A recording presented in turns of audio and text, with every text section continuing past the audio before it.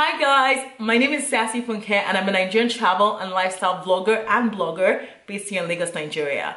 So to get straight to this video, I get so many questions from a lot of you guys about how can you guys afford travel? How can you book things cheaper? How can you get cheaper flights? Because a lot of people look at me and think, oh my gosh, she's living the life. She's here today, here tomorrow.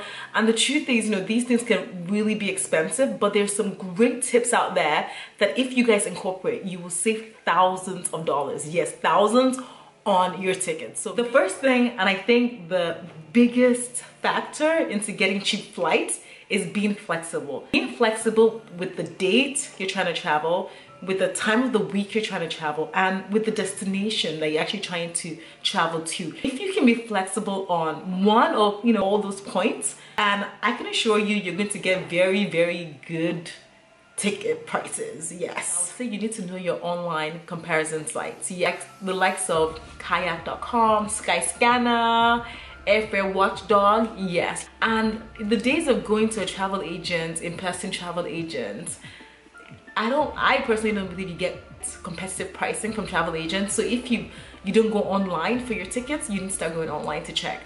So once you check one of those major comparison sites, I would actually go to the website of the airline itself directly. So for example, you go on Skyscanner and you see a ticket for British Airways, £500. I would say go on BritishAirways.com and check exactly the same date, time, and see if it changes, because sometimes airlines actually do deals directly with customers, so that's an option. That's a great way to get a cheap flight. When booking flights, you should check surrounding airports. What do I mean? So rather than flying into the major airport of that country you're going to, are there airports that are nearby that you can easily get to your location easily at a non-significant cost?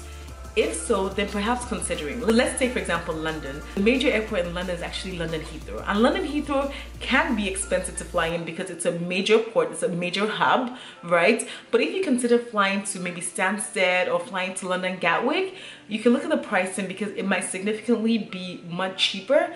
But it's also important for you to understand how much it will cost you to get from the airport to your destination. When it comes to checking surrounding airports, I guess the thing here is to actually check the total cost, not just the airline cost, also your transportation cost to your destination within that country.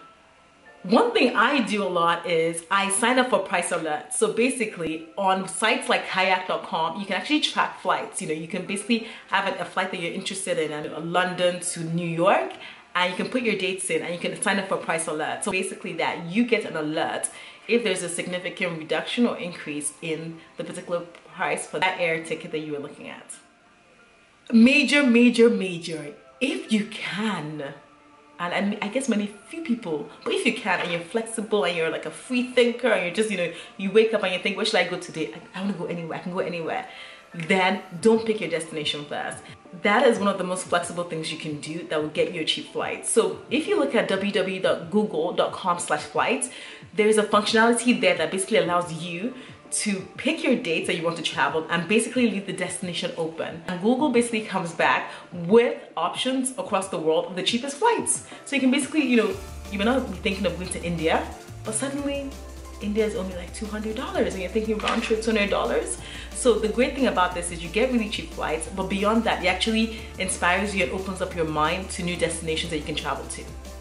Next is airline credit cards. If you do not have one, go and run and get one. Yes, it's an airline credit card and it has points. It's basically a points card. So what you should do here is sign up to one of the major airline alliance. Yes, either it's SkyTeam, One World, or Star Alliance. The one you sign up to really depends on which airlines that are actually in your local area that are part of those alliance groups. So for example, if all the airlines like BA, you go for One World, and if it's more like the France, KLM, SkyTeam, signing up for this credit cards, you basically get bonus points for most of them, and those bonus points can be redeemed as flights.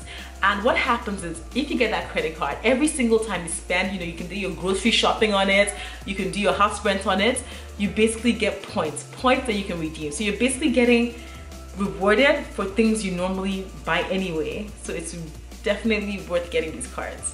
But make sure that you pay off your balance so that you don't incur any interest that will basically outweigh the benefits of getting the points if you do. Next, I would say if you can, book your ticket in parts. What do I mean?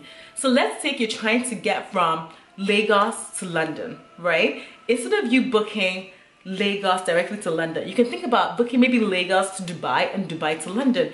If you book it in parts, they could actually be significantly more cheaper. I guess the key here is to compare booking directly and booking it separately and see what the cost difference is. So I'm going to share some final tips on how to get cheap flights. Number one, when should you fly? Avoid flying on weekends because that's peak time. Everyone wants to fly then.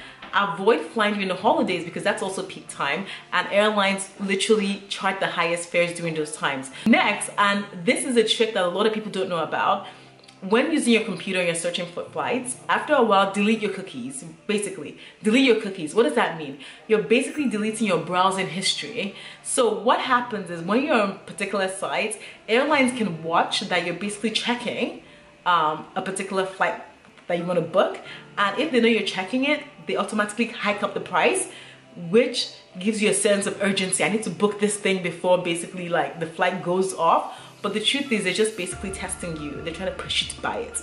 Don't. Delete the cookies and refresh, and I'm sure the price will go back to normal again.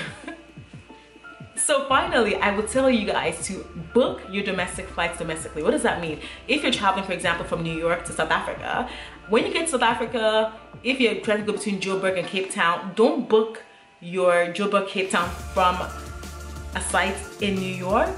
Look for local airlines. Actually wait till you get to South Africa and book it locally there in cash, local currency, because if not, you're going to be spending so much more money than you need to. Yes, and when it comes to international flights, don't worry about those. You can book them anywhere internationally. So domestic flights, locally only. So guys, that is it. Those are my tips on how to get your flights cheaper. I want to know, I may have missed some, so leave a comment below if you know other tips that can help people get cheaper flights. Don't forget to hit that subscribe button. Don't forget to give it a thumbs up. Thank you for watching, and I will see you on my next video.